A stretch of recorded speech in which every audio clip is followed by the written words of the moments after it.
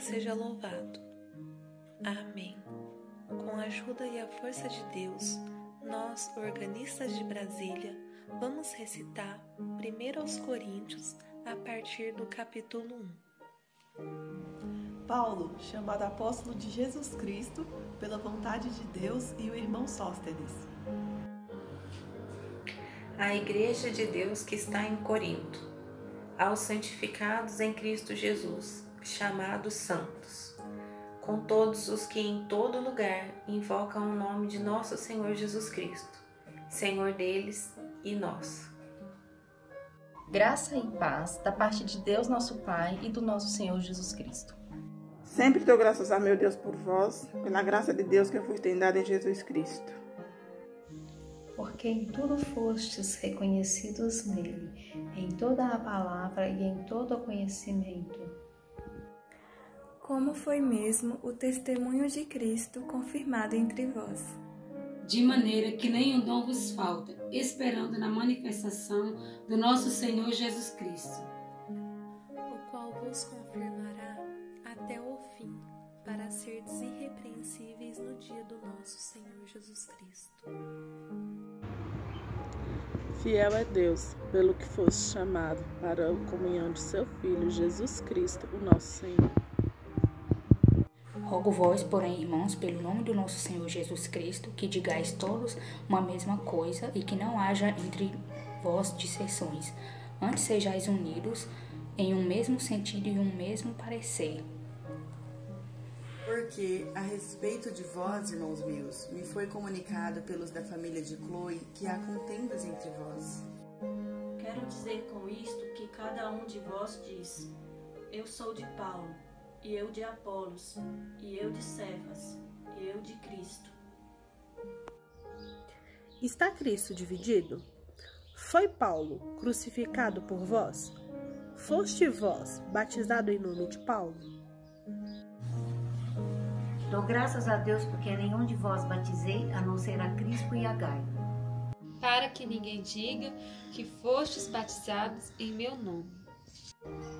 E batizei também a família de Estéfana. Além destes, não sei se batizei algum outro. Porque Cristo enviou-me não para batizar, mas evangelizar, não em sabedorias de palavras, para que a cruz de Cristo se não faça vã. Porque a palavra da cruz é loucura para os que perecem, mas para nós que somos salvos é o poder de Deus. Porque está escrito: destruirei a sabedoria dos sábios e aniquilarei a inteligência dos inteligentes. Onde está o sábio? Onde está o escriba? Onde está o inquiridor deste século? Porventura não tornou Deus louca a sabedoria deste mundo?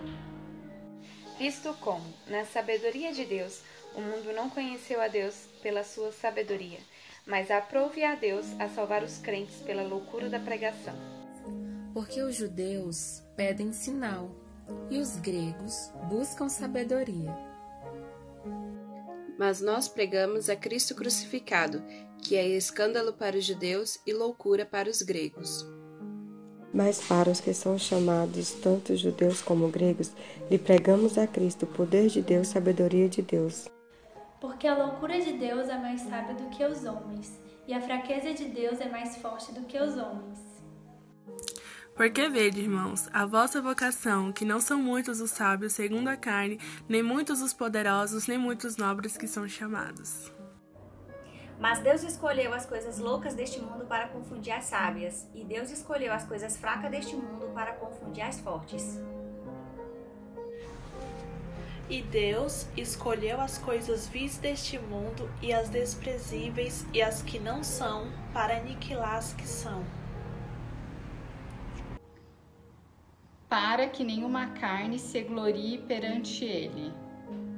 Mas vós sois dele, em Jesus Cristo, o qual para nós foi feito poder, sabedoria e justiça e santificação e redenção. Para que, como está escrito, aquele que se gloria, glorie-se no Senhor. E eu, irmãos, quando fui ter convosco, anunciando-vos o testemunho de Deus, não fui com sublimidade de palavras ou de sabedoria.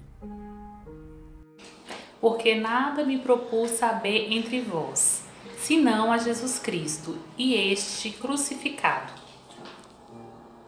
que eu estive convosco em fraqueza, e em temor, e em grande tremor.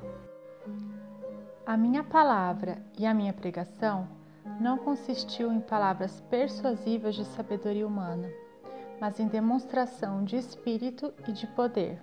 Para que a vossa fé não se apoiasse em sabedoria dos homens, mas no poder de Deus. Todavia falamos sabedoria entre os perfeitos, não porém a sabedoria deste mundo, nem dos príncipes deste mundo que se aniquilam. E falamos a sabedoria de Deus oculta em mistério, a qual Deus ordenou antes dos séculos para nossa glória.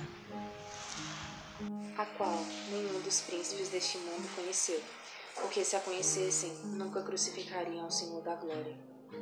Mas, como está escrito, as coisas que o olho não viu e o ouvido não ouviu e não subiram ao coração do homem são as que Deus preparou para os que o amam. Mas Deus nolas revelou pelo seu Espírito, porque o Espírito penetra todas as coisas, ainda as profundezas de Deus.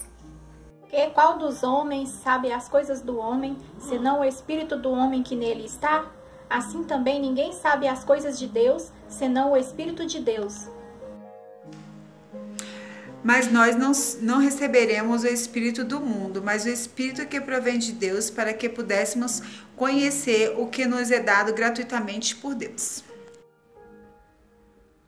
As quais também falamos, não com palavras de sabedoria humana, mas com as que o Espírito Santo ensina, comparando as coisas espirituais com as coisas espirituais.